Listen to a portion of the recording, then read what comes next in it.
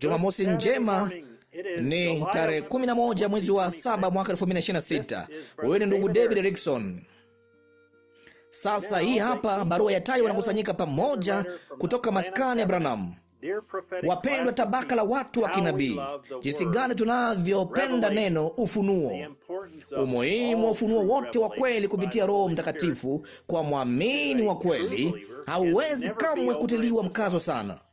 Ufunuo ni zaidi ya maisha kwa bibi harusi, kwani juu ya mwamba huu ufunuo nitalijenga kanisa langu, na kwa neema na rehema za Mungu sisi ndilo kanisa lake lenye ufunuo wake wa kweli. Kitabu cha Ufunuo hakikukusudiwa kwa kila mtu. Hakuna mtu anayeweza kukielewa. Ni kitabu cha kinabii kilichoandikwa kwa ajili ya, na kinaweza tu kueleweka na tabaka la watu wa kinabii.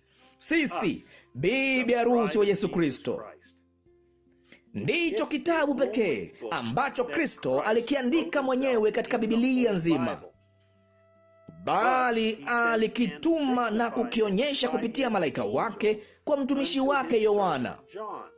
Wanafunzi hawakuzijua kweli hizi zilizorekodiwa. Haikuwa imefunuliwa kwao hapo awali. Hata Yesu hakuweza kuambia kuhusu nafasi yake yeye ndani ya hilo, kwani Baba alikuwa hajamfunulia yeye hilo. Lakini sasa, baada ya mauti na kufufuka kwake, na katika wakati huu maalum, yeye anaweza kumweleza Yohana ufunuo huu wa yeye mwenyewe, kile utukufu wake na uwepo katika kanisa ungemaanisha na kutenda. Lakini hata sasa, baada ya miaka 2000, ulimwengu umetafakari, wanatheolojia wamesoma na kuwazua, bali hakuna mtu aliye na fasiri sahihi na ufunuo wa siri hizi zilizoandikwa katika kitabu cha Ufunuo hadi leo hii, hadi wakati huu ambapo Mungu alimtuma malaika yuyo huyo duniani ili kuyafunua yote hayo kwetu sisi, bibi harusi wake aliyemchagua. Kujaribu kuelewa ukubwa wa kwamba Mungu alinichagua mimi na alikuchagua wewe kuwa na ufunuo wa kweli wa neno lake yapita maelezo ya kibinadamu.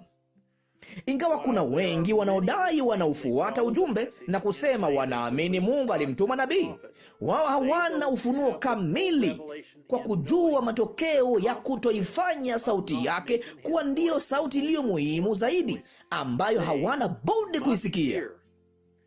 Kuwa na ufunuo huu wa sauti yake katika siku hii kweli ndiyo ile lulu ya thamani kuu. Mungu ametuchagua sisi kutufunulia ufunuo wa kweli. Hivyo basi, sisi ndilo kanisa lake la kweli, jeshi lake lisiloweza kushindwa, ambalo shetani hana nguvu mbele yalo, na kwa dhahiri atashindwa. Tukiwa na ufunuo wake wa kweli maishani mwetu, malango ya kuzimu hayawezi kutushinda, bali tutayashinda. Hakuna kitu kinachoweza kusimama mbele zetu. Ufunuo wa kweli na mkamilifu wa siku hii ni kutambua umuhimu wa sauti ya Mungu ya siku yetu. Ikiwa kwenda kanisani, kuwa mshirika wa kanisa, kutoa dhabihu, kuomba na kumwabudu Mungu ndiyo yote ambayo Mungu anayohitaji, basi Mungu angekuwa asiye haki kumhukumu Kaini kwa yeye kufanya kila alichosema afanye. Hiki ndicho sauti iliyo kwenye kanda inachomaanisha kwetu sisi. Ufunuo wa kitu hicho chote umewekwa hapa nyuma, pamoja na baraka ya yeye alisomaye na kulisikia, pamoja na laana kwa hao watakaoongeza ama kutoa. Ni kitabu rasmi kikamilifu. Lo, ile yakini! Hakuna kitu kinachoweza kuongezewa kwake. Ndipo mtu anapojaribu kutoa chochote kutoka kwake au kuongeza chochote kwake, Mungu alisema ataondoa sehemu hiyo hiyo kutoka kwenye kitabu cha uzima. Mnaona, angeondoa sehemu yake kutoka kwenye kitabu ikiwa angeongeza kwake. Kuliko hapo awali, Mungu ameiandaa njia kamilifu ya kutoongeza ama kutopunguza kutoka kwenye neno lake. Yeye ametupa fursa ya kuisikia sauti yake anaponena na kutufunulia sisi neno lake.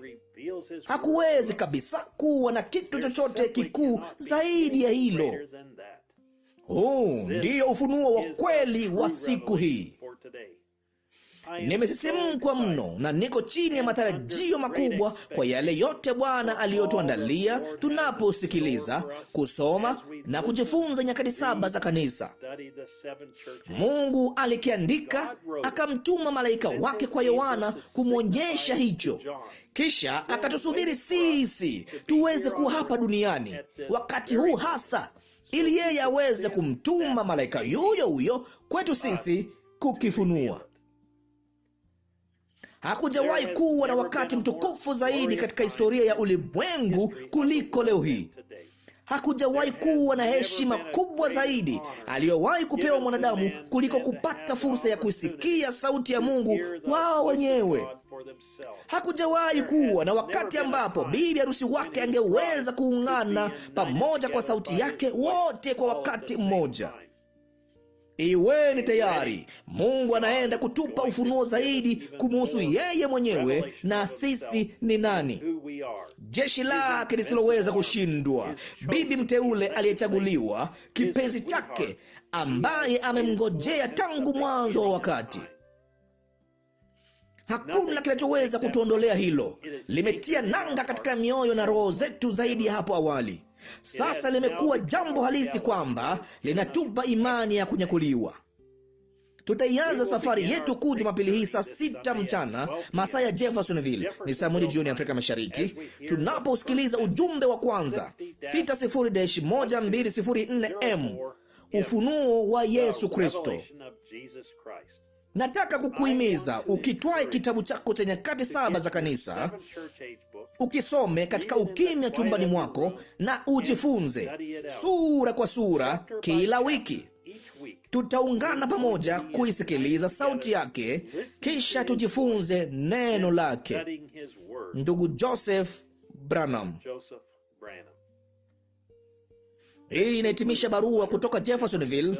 Hadi wakati mwingine, Mungu awabariki na shalom.